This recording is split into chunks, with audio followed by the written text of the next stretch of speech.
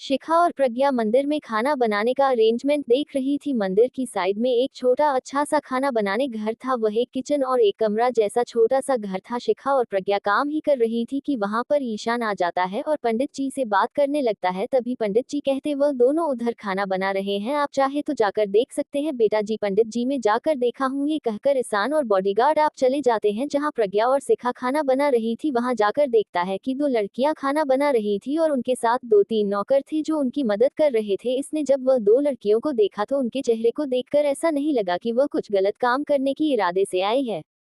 लेकिन ईशान को अपनी फैमिली से बहुत ज्यादा प्यार करता था, इसलिए वह वहीं बैठकर देखता रहा। किशन अपने मोबाइल में देखकर इधर से उधर कर रहा था। तभी उसके पास आकर एक बॉल लगी। उसने देखा उसके पास एक छोटा सा बच्चा आ रहा है। उसने कहा, अंकल मुझे मेरा बल वापस करिए। तभी ईशान अपना मोबाइल फोन पॉकेट पर रखकर वह बॉल शुभम को देता है। शुभम बॉल खेलते खेलते फिर से ईशान के पास चला जाता है और कहता है, आप मेरे साथ बल खेलेंगे? तभी ईशान कहता है, ठीक है, हम दोनों बॉल खेलते हैं, देखते कौन जीतता है। प्रज्ञा और शिखा को काम करते करते बहुत ज्यादा टाइम हो गया था, सीखने इधर उधर दिखाएं शुभम नहीं था तो उसने प्रज्ञा से पूछा, प्रज्ञा तूने शुभम को देखा क्या? नहीं, वह तो इधर ही बॉल खेल रहा था, रुक मैं जाकर देखती हूँ। तभी प्रज्ञा देखते हैं कि शुभम एक लड़की के साथ बॉल खेल रहा है। वह डर जाती है और शुभम के पास जाकर कहती है, शुभम तुम यहाँ क्या कर रहे हो? हम दोनों तुम्हें वहां पर ढूंढ रहे थे। तभी शुभम कहता है, वह मैं बॉल खेलते खेल इधर आ गया तो मैं इन अंकल से खेलने लगा, यह अंकल बहुत अच्छा बॉल खेलते हैं। तभी प्रज्ञा देखते हैं कि वहां पर 6 फुट 2 इंच एक लड़का खड़ा था जिसने व्हाइट शर्ट ब्लैक पैंट पहना हुआ था। उसका चेहरा गोरा सा था और उसकी आंखें पूरी ब्लैक कलर की थी। उसने जो शर्ट पहनी थी वह फिटिंग टाइप की लग रही थी। उसकी बॉडी बहुत अट्रैक्टिव लग रही थी। उसके बाल हवा से इधर उधर हिल रहे थे, वह दिखने में बहुत अच्छा लग रहा था। तभी प्रज्ञा शुभम से कहती है, आपको किसी अजनबी से ऐसा नहीं खेलना चाहता, हम पता है कितनी डर गए थे हमने आपको जब उधर नहीं देखा तो। तभी प्रज्ञा शुभम को लेकर चली जाती है। ईशान तो बस प्रज्ञा को ही देखता ही रहा था। ईशान को लगा वह बच्चा प्रज्ञा का है और ईशान एक बॉडीगार्ड को अंदर जाकर एक नौकर को बुलाने को कहा और ईशानी उसे नौकर से पूछा, कहा कि काम कैसे चल रहा है अंदर? उसने करने ईशान से कहा, सर काम तो बहुत अच्छा चल रहा है, वह लड़का है दिखने में तो कोई गलत इरादे से आए हैं ऐसा नहीं लग रहा, ठीक है, लेकिन उन पर एक सेकंड भी नजर इधर उधर मत करना। जी सर, हम उन पर पूरा नजर रखेंगे, ठीक है, पूरा ध्यान रखना, मैं जा रहा हूँ, कोई गड़बड़ नहीं होनी चाहिए। ये कहकर ईशान अपनी बॉडीगार्ड लेकर चला जाता है और 2-3 बॉडीगार्ड को वहीं पर देख रेख करने के लिए छोड़कर चला जाता है। प्रज्ञा ने शिखा से कहा, अगर हमें ऐसे ही काम मिलते रहे तो हमें इस शहर में रहने की कोई प्रॉब्लम नहीं होगी, बस हम एक और फ्लैट लेना है। मैंने कुछ सोचा है, हम यूट्यूब पर एक चैनल बनाएंगे और उस पर खान की डिशेज बनाकर डालेंगे और कहेंगे कि छोटी मोटी पार्टी हो या कुछ भी मंदिर में खाना बनाना हो हमें कांटेक्ट करे। ताबिश क्या कहती है, तूने जो सोचा है बहुत अच्छा सोचा है, लेकिन इतनी जल्दी कैसा होगा? हमें इस काम से कुछ पैसे मिलेंगे, हम इस पेज से एक फ्लाइट खरीदेंगे, हम दादी जी से भी तो बोल सकते हैं ना कि कोई खाने का बनाने का अरेंजमेंट हो तो हमें बुला ले। हाँ, और शुभम का स्कूल भी देखना है, उन्हें काम करते करते रात का वक्त हो गया था और नौकरों ने कहा आप लोग आज ही सो जाए, वहां पर एक छोटा सा कमरा है, हम लोग घर जाएंगे, 2-3 बॉडीगार्ड बाहर रहेंगे। तभी शिखा और प्रज्ञा उन नौकरों को घबराते हुए देखते हैं, अब डरिएगा मत, वह बॉडीगार्ड कुछ नहीं करेंगे, वह कहना हमारे सर में उनके बहुत बड़ी दुश्मन है, अगर किसी को पता चल गया कि यहाँ आप लोग खाना बना रहे हैं कल के लिए तो कोई दुश्मन यहाँ आकर कुछ ना कर दे, इसलिए बॉडीगार्ड को बाहर रखा है, वह लोग ऐसा कुछ नहीं करेंगे, आप लोगों के साथ आप सुरक्षित होकर सो जाए, हम लोग कल जल्दी आएंगे और जल्दी से काम खत्म करेंगे वरना दादी जी बहुत सुनाएंगी।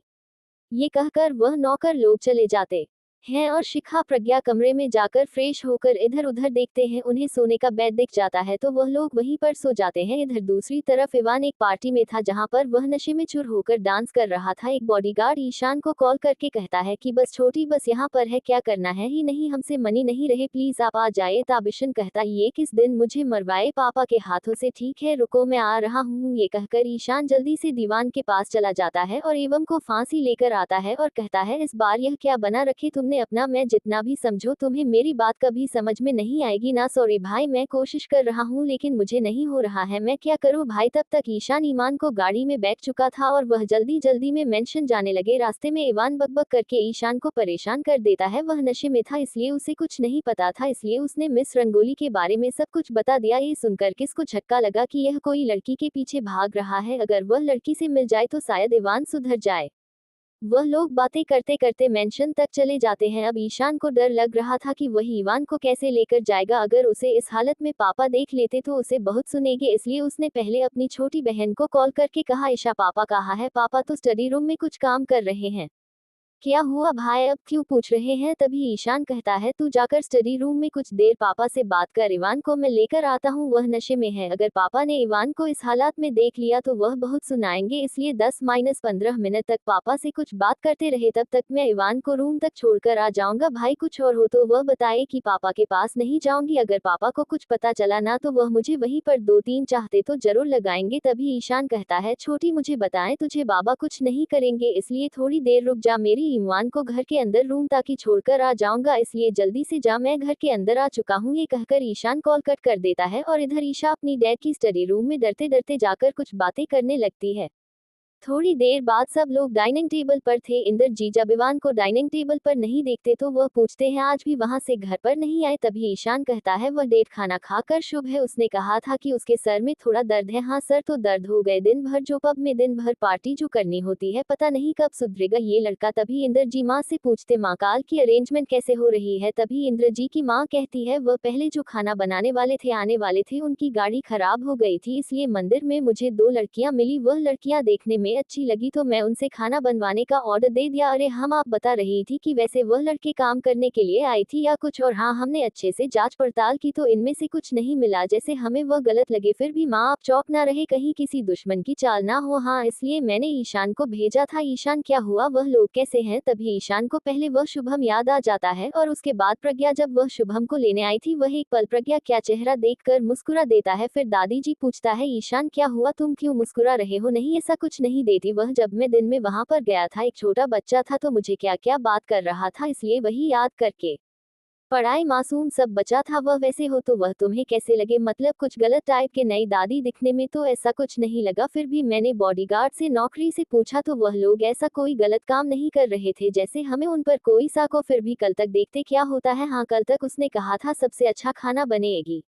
उसी दिन सब लोग सो जाते हैं और अगली सुबह जल्दी 5 बजे सब लोग मंदिर चले जाते हैं। दादी जी देखते हैं शिखा प्रज्ञा जल्दी से उठकर सब कुछ खाना बनाने रेडी कर रही थी, उनके बालों से पानी टपक रहा था। मुझे देखकर बहुत अच्छा लगा कि उन्होंने नहा धोकर खाना बनाया है। तभी वह उनके पास जाकर कहती है, तुम लोगों अच्छे से काम कर रहे हो ना? जी दादी हमने अच्छे से बनवाया है, आप लोग चेक कर सकते हैं, अभी कुछ 2-3 डिशेज बनानी है, हम वह अघार 12 बजे तक रेडी कर देंगे तो है। वैसे आप चेक कर सकते हैं कि कैसा है। नौकर भी आधी रात को उठकर वहां पर चले गए थे, वहां पर सोने की जगह नहीं थी तो इसलिए वह मेंशन जाकर सोकर फिर से वहां पर काम करने लगे थे। देखते ही देखते 11:12 बजने लगे। जैसा कि दादी ने कहा था वह सबको खाना बांटेंगे, इसलिए सब वहां पर आकर बैठ गए थे। तभी ईशान को दादी जी कहती है, मैंने कहा था इस भोजन में मुझे घर के सारे फैमिली लोग चाहिए, तो तुम्हारा छोटा भाई कहाँ है? दादी जी मैंने उसे लेने के लिए ड्राइवर को भेजा है, वह आता ही होगा। ईशानी देखा जो गाड़ी उसने भेजी थी वह गाड़ी वापस आ रही है। तभी दादी जी से कहा, दादी जी वह आ गया है। दादी जी चाहती थी कि उनकी माँ की मरण दिन के दिन सब लोग साथ में रहे और सब लोग गरीब दुखी में जो वह दान करती है सब परिवार एक साथ हो।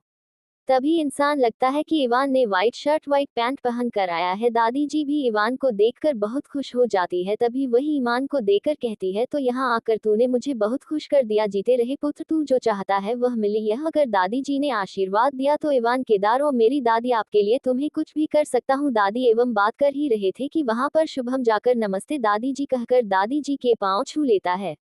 दादी जी को छोटा बच्चा शुभम देकर बहुत प्यार आने लगता है। अब उन्हें पूरा यकीन हो गया था कि 2 लड़कियां फरेबी नहीं है, सच्चे दिल की इंसान है। इवान का दिल फिर से धड़कने लगता है जब वह शुभम को देखा है और वह शुभम को अपने पास बुलाकर, हेलो चैंपियन का नाम क्या है? मेरा नाम तो शुभम है, वह आपका नाम तो बहुत अच्छा है, वैसे आप ये किसके साथ आए हो? मैं यह मेरी मम्मा और मेरी मासी के साथ आया हूँ। तभी दादी जी कहते हैं, चलो चलो अब काम शुरू करते हैं। ये कहकर वह सबको लेकर जाती है और खाना बनवाती है, कुछ पैसे कुछ कपड़े वह देती है। दीवाने शुभम को गोदी में उठाया तो उसे कुछ अलग सा ही एहसास हो गया। जब भी वह मिस रंगोली के बारे में सोचता था वैसे ही दिल धड़कने लगा। तभी वह सोचता है, यार मिस रंगोली तुम एक बार तो प्लीज दिख जाओ, कहीं तुम इधर उधर तो नहीं हो? ये कहकर वह इधर उधर ढूंढने लगता है पर उसे मिस रंगोली नहीं दिखती। दादी जी ने जो भोजन लगवाया था वह भी खत्म होने को आ गया था। लगभग शाम के 5 बजे बज गए थे। तभी दादी जी शिखा के पास आकर रहती है, तुमने बहुत अच्छा काम किया बेटा। एक एक कर वह कुछ पैसे की गड्डियां उन्हें देती है। जब सीख प्रज्ञा उन पैसों को देखती है तो शिखा प्रज्ञा रहती है, दादी जी यह पैसे तो बहुत सारे हैं, हम ये सारे पैसे नहीं लग सकते, हमें जितनी मेहनत की है हम बस उतने ही पैसे ले सकते हैं। लेकिन बेटा ये सब तुम्हारी मेहनत के ही पैसे हैं, यहाँ तुम्हें इतनी मेहनत करने में इतने ही पैसे मिलते हैं, ये रख लो और हमारा आशीर्वाद समझकर भी रख लो। सीख ने कुछ कहने की कोशिश की तो दादी ने कहा, प्लीज बेटा तुमने बहुत अच्छा सा खाना बनाया, हमारा दिल खुश कर दिया।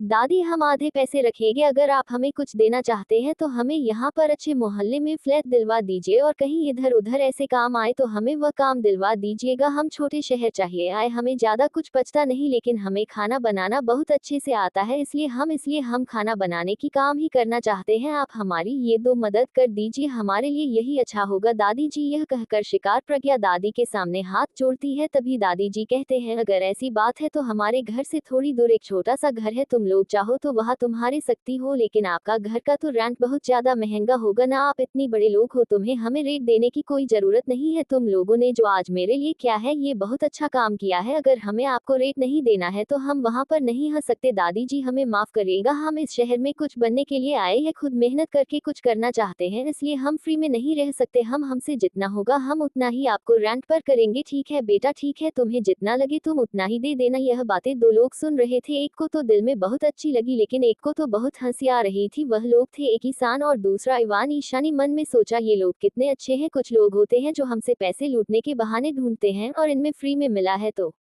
भी यह नहीं ले रहे हैं। और वहीं दूसरी तरफ ईमान को लग रहा है कि यह लोग नाटक कर रहे हैं, बाद में बहुत सारा पैसे हट पाएंगे, पहले शुरू में भोली भाली इनोसेंट बनकर नाटक करेंगे, उसके बाद अपना असली रूप दिखाएंगे। लेकिन जब जब शिखा बोलती थी तब इवान के दिल में फिर से धक धक धक धक करने लगा, इसलिए वह शिखा को देखने की कोशिश कर रहा था, लेकिन शिखा दादी के सामने थी और इवान शिखा के पीछे था, इसलिए इवान ने शिखा का चेहरा नहीं देखा। वह दिन भी ऐसे ही बीत गया, सब लोग घर चले गए। दादी जी ने ईशान को कहकर उन लोगों को मेंशन से थोड़ी दूर में जो छोटा सा घर वो दिखाने को कहा। ईशानी की दादी कहकर दो नौकर और कुछ बॉडीगार्ड को कहा कि उन लोगों को वह घर दिखा दो। जब शिखा और प्रज्ञा उसे घर में गई तो वह देखकर हैरान हो गई थी कि वह घर तो दिखने में छोटा था लेकिन बहुत अच्छा था। शिखा और प्रज्ञा ने घर में जाकर अपना सामान सेट किया। वह लोग खाना मंदिर भी खाकर आए थे तो आते ही लेट गए। अगली सुबह जब सीख उठी तो उसे थोड़ा अच्छा महसूस होने लगा, जैसे कि प्रज्ञा ने कहा था। सीख ने यूट्यूब चैनल खोला और उसमें कुछ अपना खाना बनाने का वीडियो रिकॉर्ड किया था, तो उसने वही वीडियो अपलोड किया और अपना नंबर देकर उसने कहा कि आप लोगों को अगर खाना बनाने का ऑर्डर देना है तो हमें बताएगा, हम कम पैसों में ऑर्डर ले लेंगे। कुछ दिन ऐसे ही बीत गए। शिखा और प्रज्ञा ने एक स्कूल लेकर शुभम को उसे स्कूल में एडमिशन करवा दिया।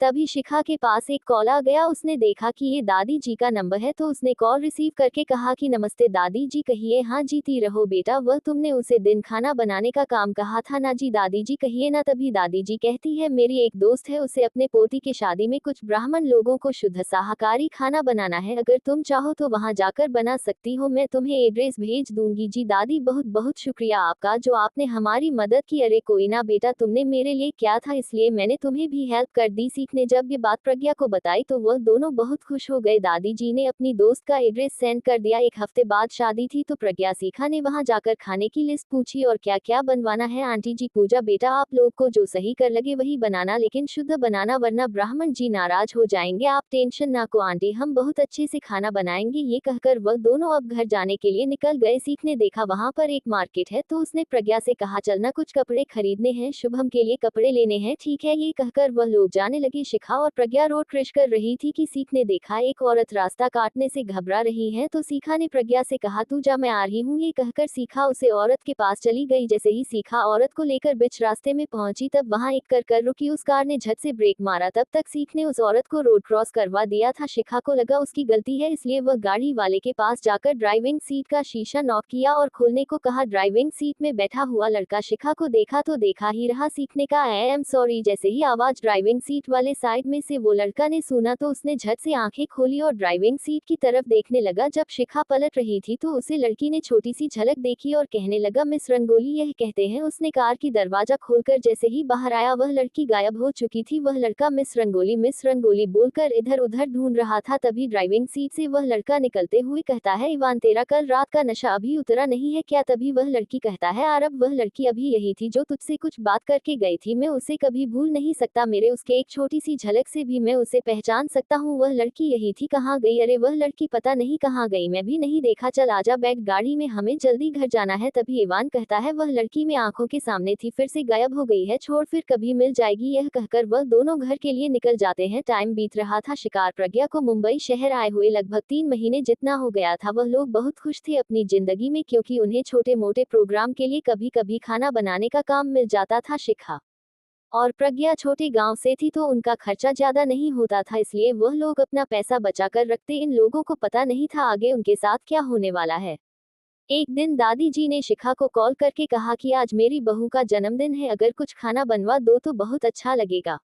जी दादी जरूर, हम लोग आएंगे। ये कहकर शिखा कॉल कट करके प्रज्ञा को बताती है और वह लोग कल मेंशन चले जाते हैं। जब वह लोग मेंशन को देखते हैं तो मेंशन बहुत अच्छे से डेकोरेट किया गया था। यार शिखा, घर है या कोई राजमहल? तभी प्रज्ञा का कॉल आता है और वह कहते हैं शिखा तू अंदर जा, मेरा कॉल आ रहा है। ये कहकर प्रज्ञा फोन लेकर दूसरी तरफ चल जाती है। प्रज्ञा के साथ शुभम भी चला जाता है। शिखा जब अंदर जा रही होती है तो एकदम से लाइट चली जाती है और वह अंदर जाते जाते किसी से टकरा जाती है। जब वह लोग टकरा जाते हैं तो ऊपर से किसी ने साल भर के फूल नीचे गिरा दिया। उन्हें लगा कि वहां पर इस घर की बढ़ते गर्ल सौम्या सूर्यवंशी आए हैं, लेकिन वह सौम्या सूर्यवंशी नहीं शिखा और इवान होते हैं। जब लाइट आती है तो इवान शिखा के ऊपर था और शिखा नीचे थी। शिखा के चेहरे को उसके साले ने चेहरा छुपाया रखा था। जैसे ही शिखा नीचे गिरी तो उसके चेहरे में उसका दुपट्टा आके लग गया, इसलिए इवान को शिखा का चेहरा नहीं दिखा, लेकिन उसने सिखाया की लिप्स देख ली थी। उससे टिप्स पर वैसे ही काला तिल था जैसे उसने मिस रंगोली के लिप्स पर देखा था। उसने धीरे से कहा मिस रंगोली। उसने जैसा ही यह नाम लिया उसका दिल फिर से धड़कने लगा। उसने जल्दी से शिखा का शॉल हटाया और जैसे उसने साल हटाया उसके सामने उसकी मिस रंगोली थी। एवं तो शिखा के ऊपर से उठाना ही भूल गया। सीख उसे कह रही थी उठने को, लेकिन जैसे इवान ने शिखा की कोई बात सुनी ना हो। इधर जब प्रज्ञा उनमें बात कर रही थी तो वह बहुत रो रही थी और यह सब ईशान अपने रूम की खिड़की से देख रहा था। जब प्रज्ञा रो रही थी तो किसकी ऐसा लगा जैसे उसके दिल की 1000 टुकड़े हो रहे हो। मैकेनिकल कट करके शुभम से कहा अरे तुम अंदर नहीं गए? नहीं, मैं तो आपको वेट कर रहा था।